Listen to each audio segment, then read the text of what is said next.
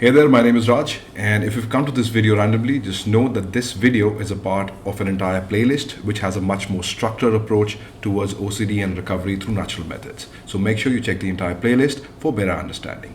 Cheers. OCD can kiss my ass.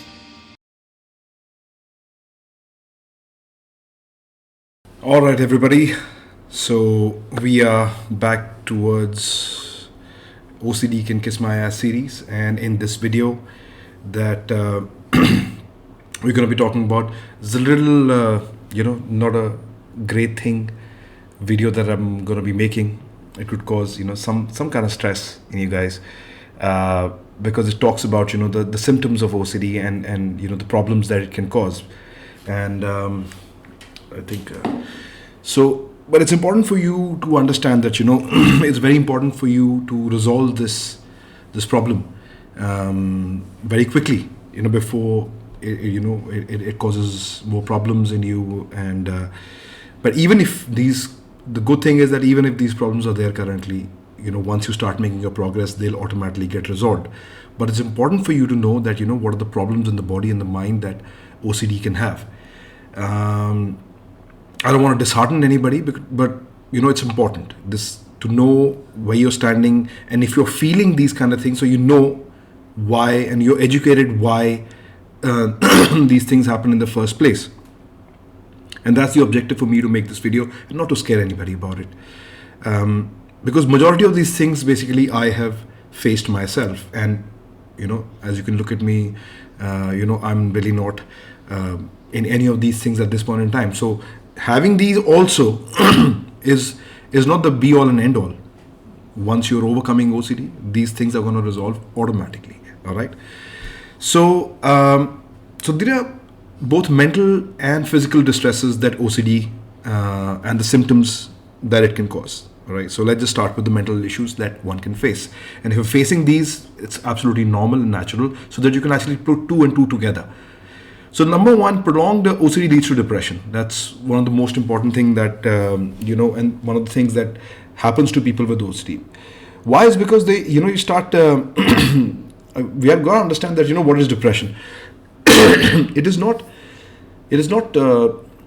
short-term sadness. If I were to put it in layman terms, depression is when a person is caught up in a loop of sadness for many months, and the energy level of the person is completely low. The person is completely disheartened by what he or she are facing. Depression can actually happen to anybody who's stuck in a particular thought and not able to resolve it. For example, sometimes if they're stuck in grief, they're not able to let go of a loved one who's passed on, and so on and so forth. That's basically what depression is. Here, the depression is that a person gets sick and tired of what they're going through. This fear basically consumes a lot of our energy throughout the day. Fear really consumes a lot of energy when it comes. And because of this low energy, continuous state of low energy and being in that sad state for a long time, that leads to depression. And for more and more depression, of course, you can just look it up and talk to specialized doctors on them, and so on and so forth. Mind fog and very low attention span. This is something that happened to me. You'll notice that, when we are continuously in this stress mode all the time, we feel that, we are not able to retain the conversations that we like to. We're talking to the person, it feels like the mind is clouded. We can't grasp the information clearly, or either our mind is going somewhere else. So it's just like a mind fog kind of thing that happens to us. That's a very common thing of people having OCDs. The next thing, of course, panic attacks. In OCD sufferers, this is the most kind of common things. You are going to suffer panic attacks and anxiety attacks. You're always going to be in a state of high anxiety. Okay. You're going to go into extreme overthinking, trying to resolve your compulsions. You're thinking about how to resolve this OCD in the first place. So it's absolutely unnecessary things going on in your mind, and that leads to another thing, that leads to another thing, that leads to another thing. So it's extreme overthinking. Then of course memory loss is also there. Not like heavy memory loss. I think I'm miswrote it. You're unable to retain the general things that you were able to retain earlier, because of course your system's not working properly, and when it starts working properly, of course the memory comes back to normal, and all these things, remember, might happen to some and might not happen to others. Okay, so this is depends on person to person and the stage of OCD or the age of the person and so on and so forth. So again, when a person has coming to antisocial behavior, sometimes then if you have the OCD, you start avoiding people, because you don't want to you don't want to be having an OCD episode. You don't want to have face anxiety talking to people and so on and so forth. So these things also happen. Irrational thinking is again and like those existential kind of thinking, a person gets into that a lot, like consumes, like normal, everybody has existential kind of thoughts, it's normal, normal human working. But irrational thinkings really pick up of unnecessary things. Depersonalization is one. A lot of people have that, especially with OCD. Once you have a very, very big, now this happened to me, in depersonalization, when you have a major anxiety attack, especially if you've had a substance or something like that. For me, it happened when I smoked some weed. Tell me about it, and that kind of triggered a major depersonalization episode. You can read about it more. So that is kind of a very weird, awkward kind of feeling. I think that's just the body trying to safeguard you with such a heavy fear episode.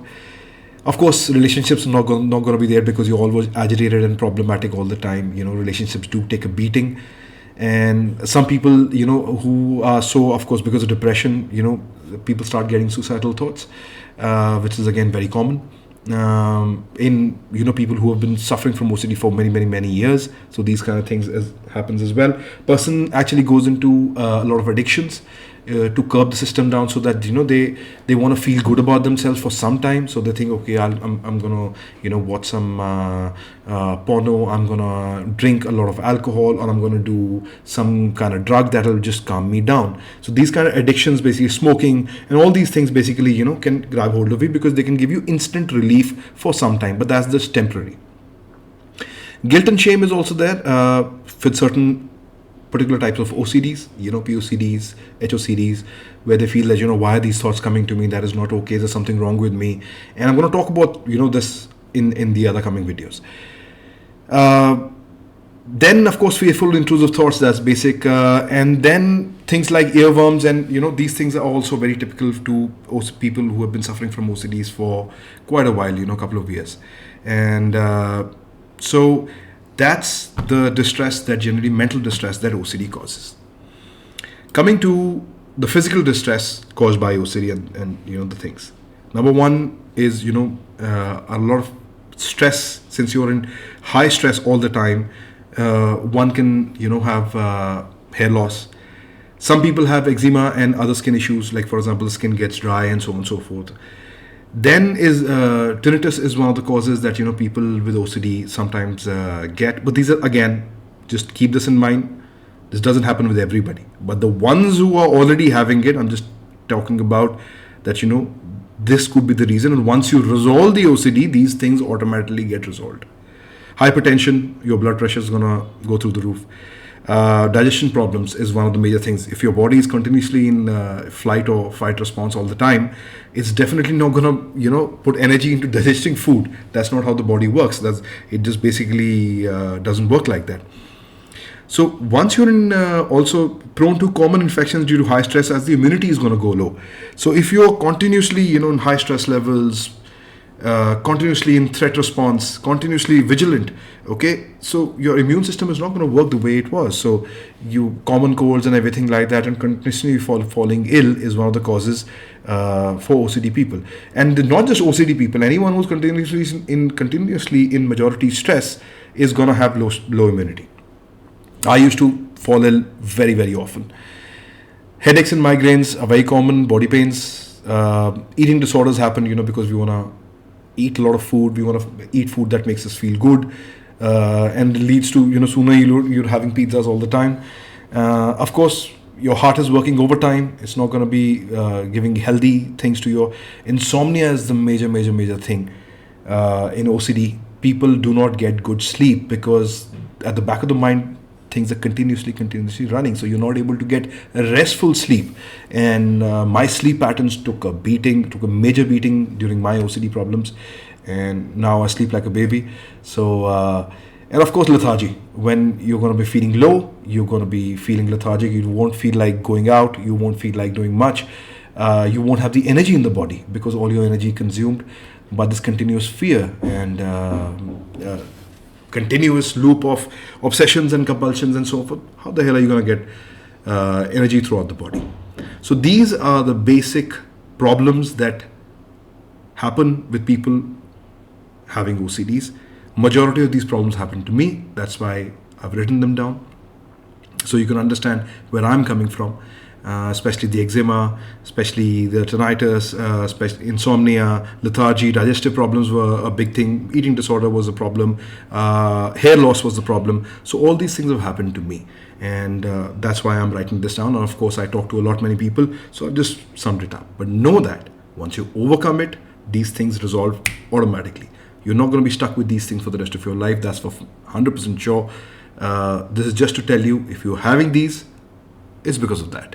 Once that gets resolved, these get resolved. So have absolutely, peace in your mind that these symptoms are going to go when the root goes. And now moving on to the next video. Thank you.